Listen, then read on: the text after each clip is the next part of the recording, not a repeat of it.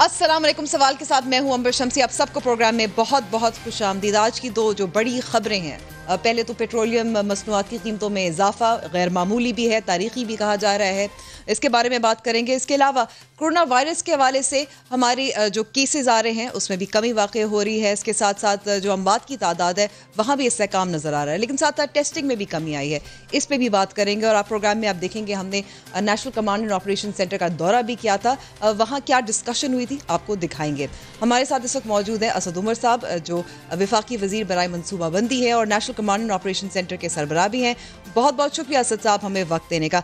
असद साहब, पहले तो आज की जो बड़ी खबर आपसे सवाल करना चाह रही थी कि जो 26 रुपए फी लीटर पेट्रोल की कीमतों में इजाफा किया गया है, इसको आप पेट्रोल बम कहेंगे, इसको आप छक्का कहेंगे, आप किस तरह क्या कहेंगे इसको? मैं तो डायरेक्टली क्योंकि उसमें इन्वॉल्व नहीं हूँ तो मुझे एग्जैक्टली उसके डिटेल नहीं है, लेकिन ये इतना पता है कि इंटरनेशनल प्राइसेस जो हैं वो रिकॉर्ड उसके अंदर कमी आई थी, इसलिए बहुत तेजी से पेट्रोल की कीमतों में कमी आई थी। तकरीबन कुछ 40 रुपए लीटर कमी आई थी और over the last few months, और उसके बाद अब जो है वो एकदम से दोबारा से, क्योंकि ओपेक की डील हुई, उससे प्रोडक्शन कट हुई, इंटरनेशनल प्राइसेस बढ़ गई तो ये प्राइस बढ़ गई है। लेकिन ये बताएं कि ये मुझे हंसी आ रही थी सुन के कि ये इसको तारीखी कहा जा रहा है। महंगाई होती है, चीजें महंगी होती चली जाती हैं। मुस्लिम लीग नून के दौर में आज से 6 साल पहले पेट्रोल की कीमत थी 110 रुपए फी लीटर। आज इजाफे के बाद कीमत है 95 रुपए फी लीटर, यानी उससे 15 रुपए कम। तो ये तारीखी उसके लिए तारीखी है जिसका या तो याददाश्त बहुत कम हो या जिसने तारीख देखी भी ना हो। ये असल में तारीखी इसलिए करार दिया जा रहा है कि एक दफा में 26 रुपए का जो इजाफा है ये गैर मामूली है और तरीक़ेकार में भी जी वो इस वजह से अंबर, क्योंकि इतनी एक्सेप्शनल जो ऑयल की जो मूवमेंट हुई है कोरोना की, आपको पता है कि वजह से जो दुनिया की मईशत के साथ हुआ है, ये कोई इसकी पिछले 100 साल में तारीख नहीं मिलती, इसलिए बहुत ही शार्पली प्राइसेस कम हुई थी। ब्रेंट क्रूड जो है वो 18 और 19 डॉलर तक पहुंच गया था। अमेरिका में तो खैर नेगेटिव हो गई थी प्राइसेस, लेकिन यहाँ पे मिडल ईस्ट के अंदर, यूरोप के अंदर भी 18 डॉलर पे चली गई थी। इस वक्त प्राइस जो है वो तकरीबन 2 गुना हो गई है, 2 माह के अंदर उसके अंदर इजाफा हुआ है। तो बिल्कुल वो बड़ी तेजी से कीमत बढ़ी है, बट इतनी तेजी से कमी भी आई थी और आज भी कीमत जो है वो उससे बहुत कम है जहाँ से कुछ माह पहले थी। और जैसे मैंने कहा कि 15 रुपए लीटर कम है उससे जहाँ से 6 साल पहले थी मुस्लिम लीग नून के दौर में। लेकिन साथ साथ ये भी तो देखिए कि आपका जो जीएसटी है, जो सेल्स टैक्स है, वो भी 17% तक चला गया है। इसके अलावा जो पेट्रोलियम लेवी है वो 30 रुपए फी लीटर है, तो ये भी तो गैर मामूली है। इससे पहले इस तरह इतना ज़्यादा बड़ा इजाफा इतनी जल्दी तेज़ी से नहीं हुआ। जनवरी 2019 में कुछ और था, अब ये है। मैं जनवरी 2019 का तो जवाब नहीं दे सकता हूँ, उस वक्त मैं सेट करता था ये, लेकिन जैसे मैंने कहा कि इस वक्त मैं उसके अंदर बराह रास्त इन्वॉल्व नहीं है। जो एग्जैक्ट इसकी डिटेल्स है वो हफीज शेख आपको बेहतर बता सकेंगे।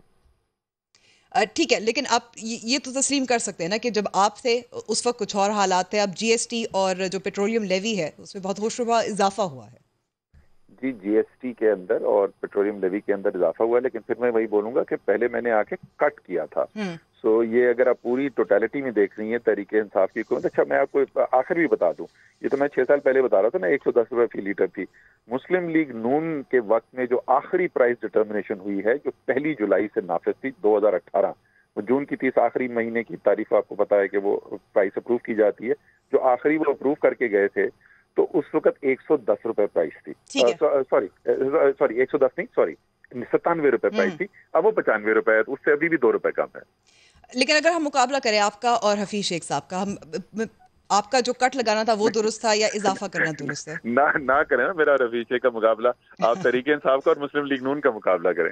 नहीं, लेकिन क्योंकि 2 साल आपकी हुकूमत तो हो गए हैं और यहाँ हमने ये भी देखा है कि आपके एक वजीर है, उन्होंने इंटरव्यू दिया था और जो गवर्नेंस के जो इशू सामने आ रहे थे, इल्ज़ाम आप पे भी लगाया, इन फाइटिंग को लगाया, शाह महमूद कुरैशी, एक जो रसाकशी चल रही थी जहांगीर तरीन और आप पर।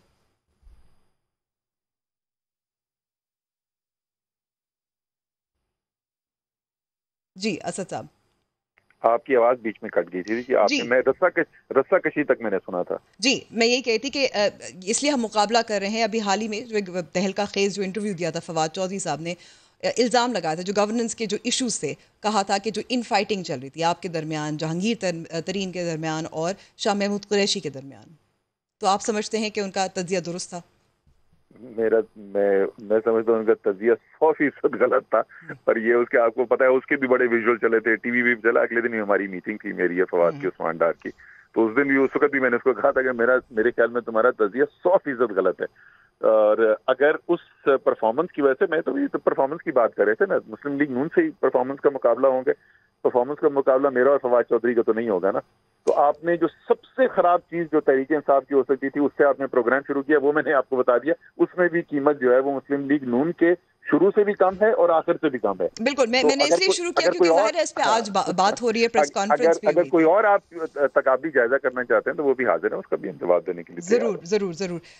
تو آپ یہ سمجھتے ہیں آپ کی جو ملاقات ہوئی تھی فواد چودھری صاحب کے ساتھ، عثمان ڈار صاحب بھی موجود تھے، تصاویر بھی سامنے آئی تھی، آپ نے ان کو قائل کر لیا تھا؟ آپ کے جو پوائنٹ آف ویو تھا؟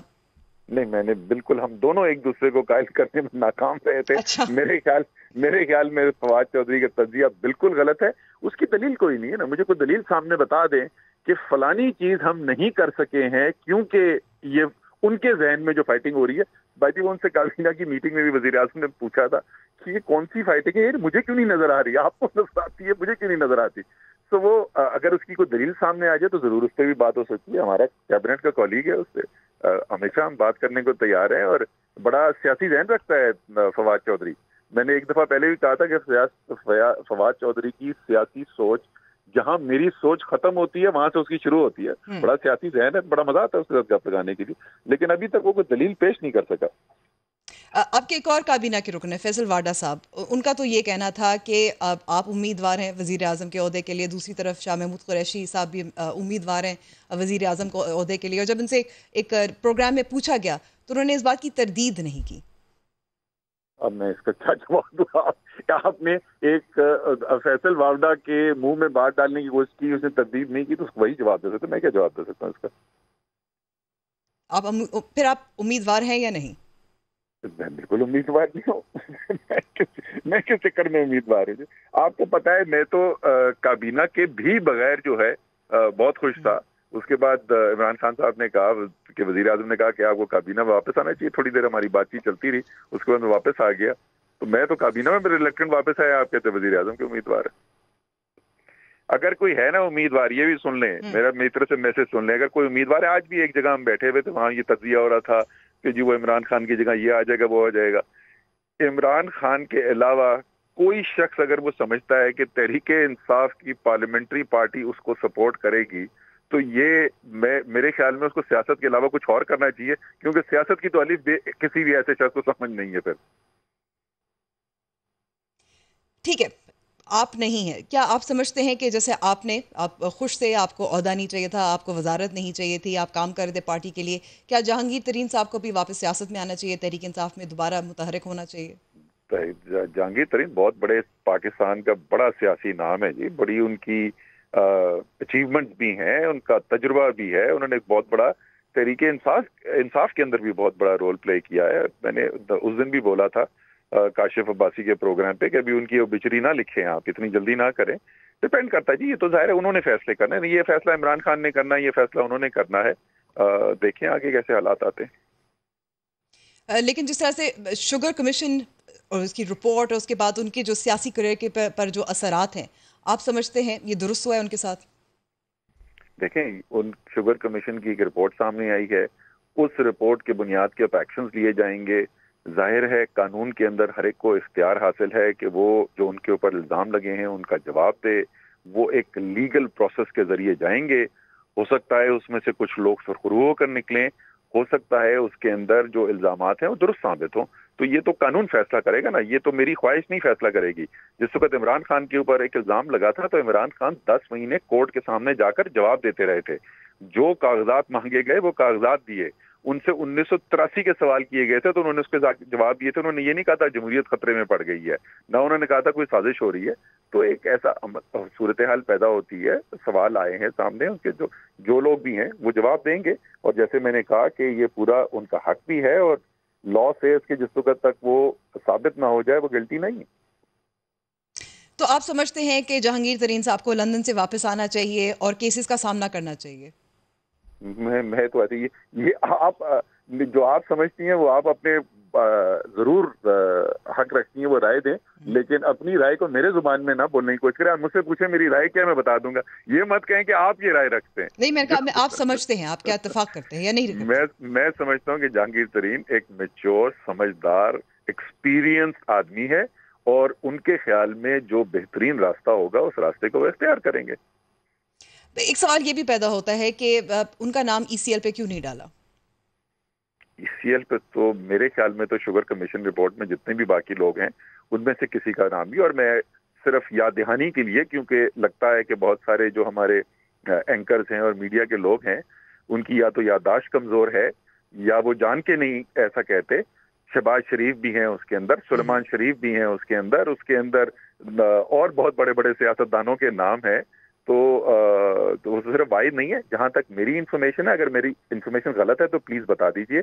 میرے خیال میں شوگر کمیشن رپورٹ میں جتنے بھی لوگ ہیں ان میں سے کسی کا نام بھی ای سی ایل پر نہیں ڈالا گیا. ٹھیک ہے، کسی کا نام نہیں ڈالا گیا، لیکن واحد جہانگیر ترین صاحب ہیں جو لندن چلے گئے. آپ کو پتا ہے کہ جہانگیر ترین جو ہے اپنے علاج کے لیے پہلے بھی لندن جاتے رہے ہیں، اور واحد وہ لندن میں نہیں بیٹھے ہوئے. اس وقت میاں نواز شریف لندن میں بیٹھے ہیں، اس وقت میاں نواز شریف کے بیٹے لندن میں بیٹھے ہوئے، اس وقت اسحاق ڈار لندن میں بیٹھے ہوئے، اس وقت اسحاق ڈار کے بیٹے لندن میں بیٹھے ہوئے، شہباز شریف کا بیٹا لندن میں بیٹھا ہوا ہے، اور میں فرید صاحب کو سناؤں کون کون لندن میں بیٹھا ہوا ہے. تو اگر شہباز شریف صاحب لندن جانا چاہیں جانے دیں گے؟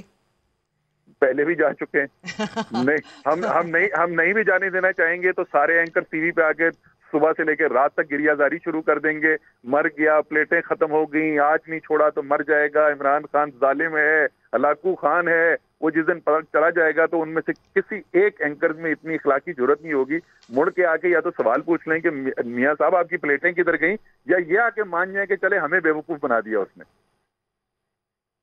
اب ایک اور سوال یہاں پہ شوگر کمیشن کی بات کر رہے ہیں، کیونکہ اس میں بھی آپ ان کی آبزرویشن تھی کہ جو آپ نے جواب دیے تھے وہ تسلی بخش نہیں تھے، مطمئن نہیں کر پائے ان کو. جی، یہ ان کا خیال ہے، میں اس کے بارے میں کیا کہہ سکتا ہوں. انہوں نے میرے اوپر الزام نہ کوئی کرپشن کا لگایا نہ چوری کا لگایا. ایک ججمنٹ کال کے اوپر، ٹریڈ کے اوپر ان کا خیال ہے، میرا خیال ان سے مختلف ہے. کہ آپ کو لگتا ہے کہ اب جیسے شاہد حقان نواسی کے ساتھ بھی ہوتا رہا ہے، دیگر جو رہنما ہیں ان کے ساتھ بھی ہوتا رہا ہے، یہ پھر اختیارات کا جو ناجائز استعمال ہے اس کا کیس بن سکتا ہے؟ پھر اختیار کا ناجائز استعمال کی تو انہوں نے بھی کوئی بات نہیں کی ہے.